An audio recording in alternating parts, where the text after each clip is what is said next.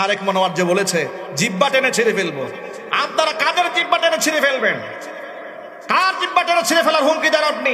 দলের ভণ্ডরা আল্লাহর কোরআন নিয়ে তামাশা করে, এমনকি আপনি নিজে আল্লাহর কোরআনের তাফসীর মাহফিলটাকে একটা ভণ্ডামি জায়গা বানিয়েছেন।